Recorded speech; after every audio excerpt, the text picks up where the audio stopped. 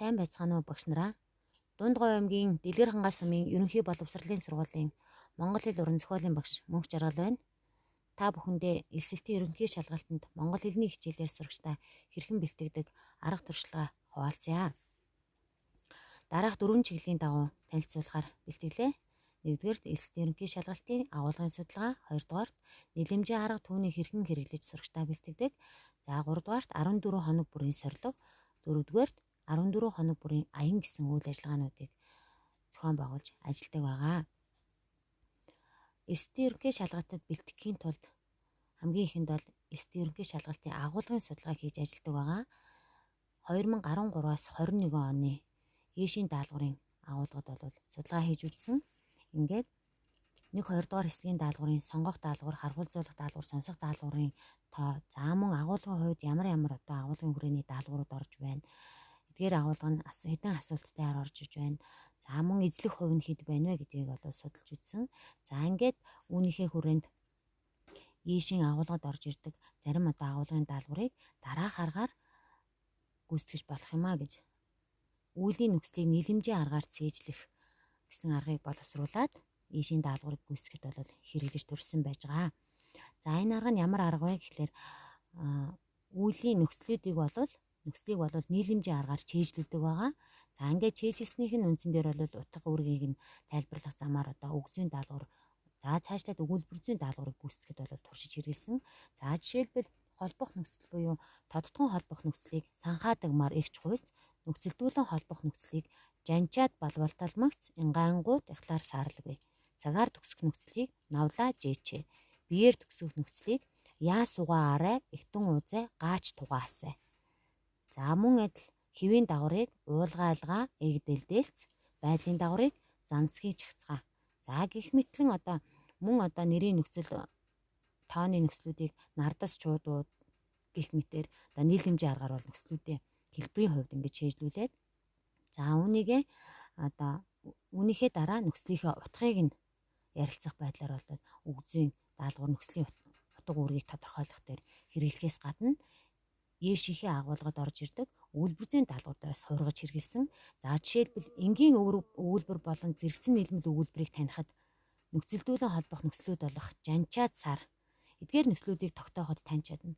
Өгүүлбэрийн үйл үгс нь эдгээр нөхцлөөр хэлбэрж ивэл ямар нэгэн хаалтгүй энгийн дэлгэрэнгүй өгүүлбэр буюу энгийн дэлгэрэнгүй өгүүлбэр, зэрэгцэн нийлмэл өгүүлбэрийн аль нэг нь гэж урдаар ажиглан таних болохын хүүхдүүд. За үүнийхэн дараа бол үйл явдал зэрэгцэж нэг цагт болсон утга илтгэж байна уу, харилцан өгүүлбэрүүд нь бие биедээ захирахгүй тэгш хэрэгтэй байна уу гэдэг утга үүргийн талаар нь бол дэлгэрүүлэх байдлаар заах. За жишээлбэл мөн цаашлаад угсарсны нийлмэл өгүүлбэрийг танихдаа яаж энэ нийлэмжийн арга ашиглах вэ гэхлээр мөн ялгаагүй санхаадаг гэгч нөхцлөөр хэлбэрж үйл үг маань санхаадаг гэгч нөхцлөөр хэлбэрж ивэл тодтгол гэгч өгүүлбэрийн хаалт гарна. Санхаадаг гэгчдэр нэмэх нь заахын тялгалын нөхцлөөр хэлбэрж ивэл шууд тусагдахгүй гэгч өгүүлбэрийн хаалт гарна.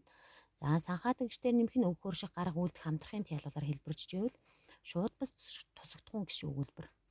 За бал талмагц, ингаангуу тахлаар нөхцлөөр хэлбэрж байвал байц гэгч өгүүлбэр. За мөн холбох үгийг бас нийлэмжийн аргаар чэйжлүүлээ. Шалтгаан нотогтой, цагийн утгатай холбох үгсүүд байвал байц гэгч өгүүлбэр болно гэд. Ийм байдлаар бол нийлмэл өгүүлбэрийг таних, гишүүн өгүүлбэрийг таних, өгүүлбэрийн хэв шинжийг тодорхойлоход бол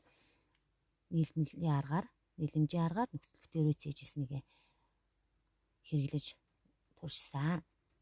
За жишээлбэл элсэлтийн ерөнхий шалгалтын 2018 оны ээсийн хувилбарын 9-р даалгавар дээр алтан гурвалдын жиргэх тун сая сэтгэлийн гүнд хүрнэ гэсэн өгүүлбэрийн хэв шинжийг тодорхойлоорой гэсэн даалгавар орж ирсэн байгаа.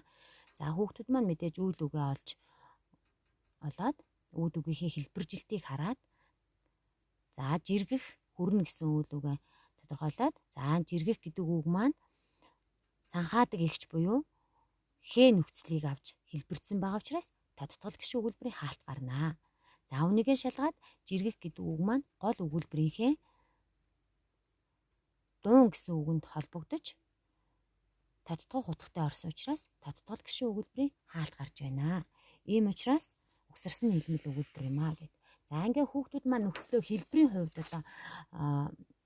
ямар аргаар холбогдсон бэ, өгүүлбэр маань ямар аргаар холбогдсон бэ гэдгийг хэлбэрийн хувьд бол нийлэмжийн аргаар цээжилчээд За цаашлаад утга үүргийн хувьд утгын хувьд гишүүн өгүүлбэрийн өгүүлэх нь гол өгүүлбэрийн ямар гишүүн захирагдан холбогдож байна. За гол өгүүлбэрийг ямар утгаар нэмэн дэлгэрүүлж байна гэдэг утгын хувьд бол цээжилснийхэн дараа одоо ярилцаж ойлгуулах байдлаар бол өгүүлбэр зүйн агуулгыг хэлбэр ойлгоход нь дэмжлэг болгож энийг хэрэгжилж туршдаг байгаа. За мөн одоо нөхцлөөс гадна холбох үгсийг нийлэмжийн аргаар цээжлүүлж туршиж үзсэн. За зэрэгцэн нийлмийн өгүүлбэрийг холбох үгсийг ба буюу болон болоод бөгөөд агаад хийгээд гэх мэтчлэн. За угсарсан нийлмэл өгүүлбэр буюу байц гишүүн өгүүлбэрийг холбох үгсийг тухай талаар төлөө шиг мэт өмнө хойно 100 дараа. За гэх мэт одоо нийлэмжээр ингэж хийжлэх байдлаар.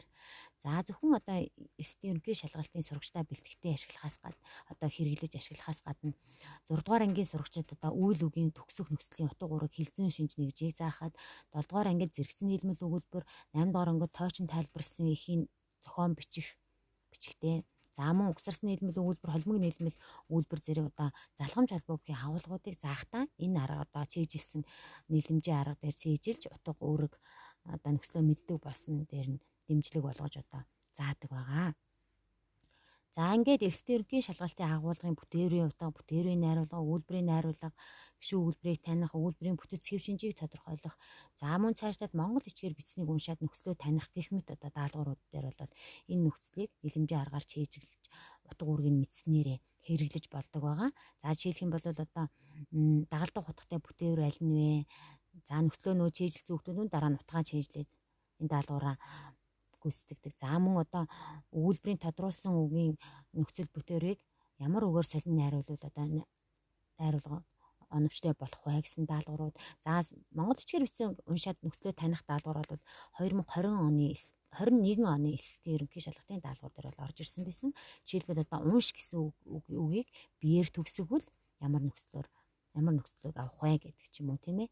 За мөн одоо холбох үг нөхцөлийг утгатай нь харгалзуулах даалгавар одоо 2 дугаар хэсгийн даалгавар дээр орж ирэх гэх мэтээр бол орж ирсэн байгаа. Үүнийгээ бас энэ арганд дадлгуурлаад чийжилсэн тогтоосон ойлгоснороо бол гүйцэтгэх боломжтой байгаамаа.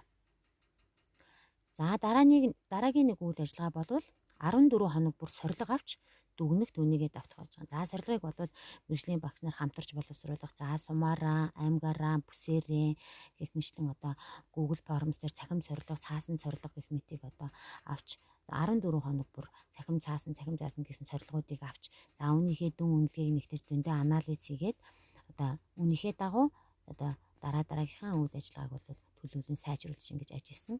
За энэ сорилгын сурагчдын ахиц бууралт за өсөлт дэвжлтийг харуулахаас гадна хүүхдүүд маань өөрийнхөө ахицыг юун дээр алдаж байгаа, юун дээр одоо анхаарах хэрэгтэй гэдгийг харах нь бол цаашид одоо давталгаа хийх, суралцах чиглэл нь болж ирж байсан. За мөн ахицтай урамших одоо урамшил болж байсан. Ийм давуу талтай байгаа.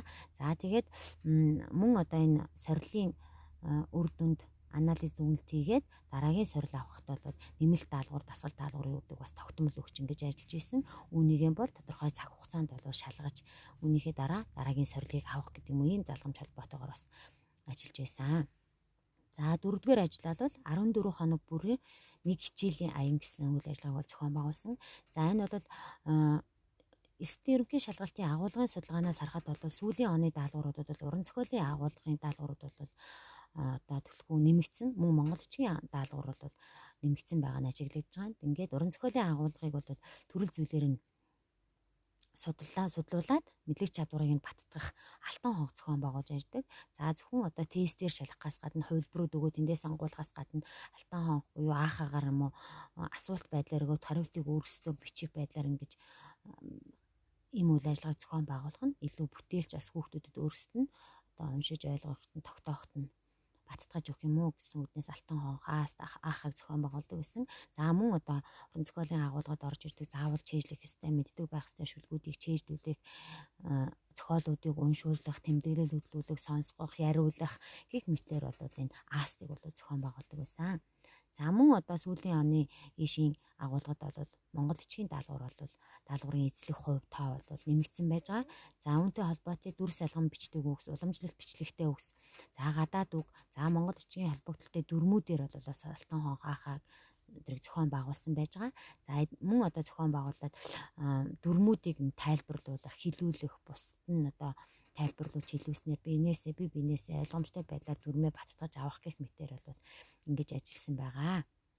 За ингэж ажилласнаар бол хүүхдүүд маань үгсийн дүрс ялган бичих хүүхд уламжлалт бичигтэй үгс гадаад үгсүүдийн чэйжлэн нүдлэж тогтоохоос гадна бас бичих чадварыг нь бас хамт авч явах байдлаар л Налтан хонх бол бас их үр дүнтэй байсан нэг ажил байгаамаа. Бас хүүхдүүдэд бас тест дандаа сахим сорилго тест гэдэг одоо цахимын хамааралтай байхаас илүү сонирхолтой байх бас нэг тийм даалгавруулсан.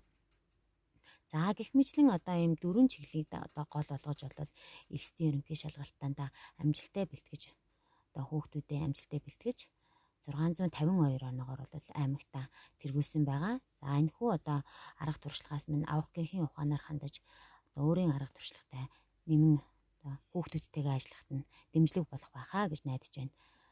Багш сурагчдынхаа элсдийн ерөнхий шалгалтанд нь амжилт хүсье. Баярлалаа.